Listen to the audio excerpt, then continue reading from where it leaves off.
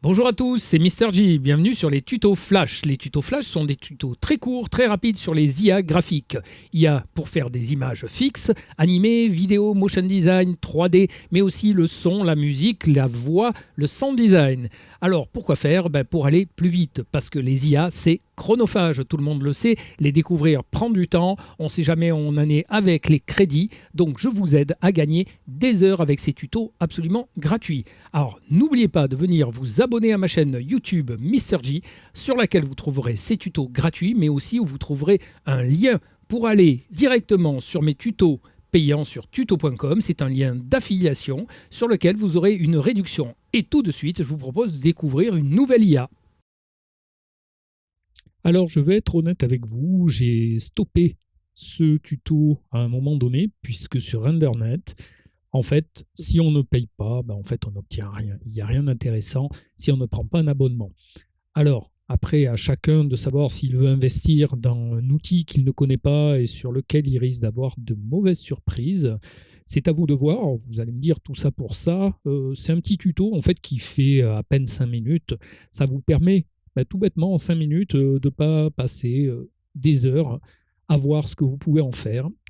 La narration, le clip musical, tout ce qui est vraiment intéressant dans ce qu'il propose, eh bien, ce sera payant. Vous pouvez créer votre avatar, mais dès que vous voulez en faire quelque chose, notamment en vidéo, il faudra tester la version payante. Peut-être que je me risquerai à utiliser RenderNet en version payante pour en faire un vrai tuto. Mais avant, je pense que je vais passer par les grands classiques, tous ceux qui, en tout cas, ont une forte réputation qualitative, en tout cas.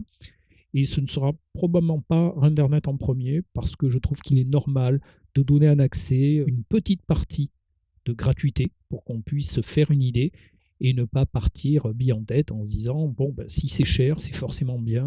Non, vous pouvez peut-être investir 15, 20, 30 euros pour rien.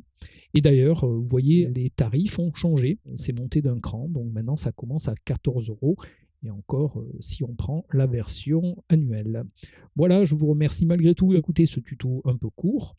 Il y en aura d'autres dans ce style avec des bonnes surprises et puis parfois des mauvaises, c'est-à-dire que tout sera payant ou tout ce qui est intéressant sera payant. Et ça vous permettra malgré tout de faire un choix et de juger si vous devez investir ou pas, et ceci en moins de 10 minutes. Ce tuto porte sur RenderNet, une des IA génératives d'images.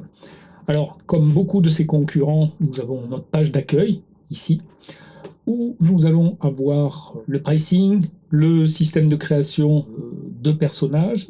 Alors, il faut dire que RenderNet est spécialisé dans le personnage, le caractère. Et on va voir qu'il y a quelques petites spécificités. Si on parcourt rapidement, on voit que c'est quand même porté un petit peu sur la mode, très légèrement quand même, mais changement de vêtements, enhancement, amélioration de la qualité visuelle, renforcement du réalisme, utilisation des poses, remplacement de visage, narration. Voilà, mais ce n'est pas tout. On va voir qu'on a un peu plus d'options. Alors un peu spécial, c'est pour ça que je vous montre RenderNet. On va switcher directement sur le studio. Alors le canvas, c'est un espace de travail de type canvas, c'est-à-dire une espèce de board très large où on peut poser un petit peu ses images comme on veut, comme sur un mood board. Nos propres caractères quand on les a fait, donc pour l'instant je n'ai pas de caractère de fait, et on passe tout de suite au studio. Dans le studio, c'est là où on aura quelques spécificités. Bien entendu, il vous demande toujours d'upgrader.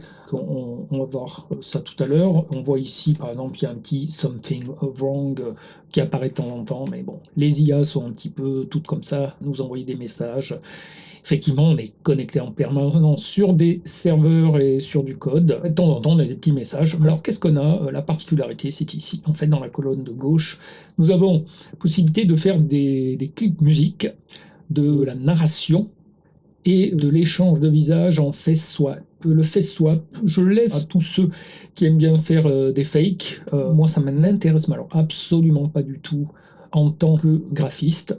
Et n'oubliez pas que moi, je m'adresse aux graphistes essentiellement.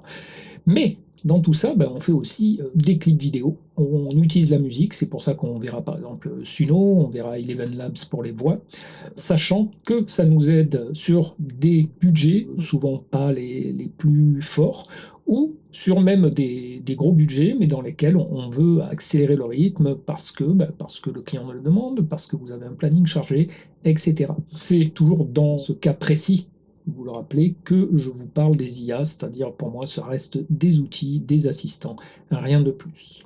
Revenons à notre musique. Alors qu'est-ce qu'on peut faire? Eh bien on peut charger un MP3 ou utiliser ces chansons. Moi je vais charger une musique que j'ai faite sur Suno. Après on décrit ici notre vidéo et puis on peut utiliser les personnages. On peut aussi ne pas utiliser de personnages. Quant à charger notre personnage, on va voir si on peut le faire.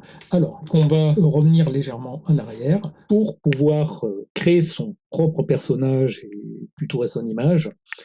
À partir de la home page, il suffira de cliquer sur Create New. Vous pouvez générer un personnage. Mon intérêt, c'est plutôt de commencer avec une de mes photos et on va choisir d'uploader une image, à peu près avec ce cadrage. Et je vais tenter avec ce personnage, qui est moi, qui est dans l'asset librairie. De votre côté, vous devez d'abord cliquer sur le plus ou faire un drag and drop. À partir du moment où on sélectionne sa photo, ici on va pouvoir éventuellement la recadrer, sachant que je veux conserver la capuche, je vais rester à cette taille.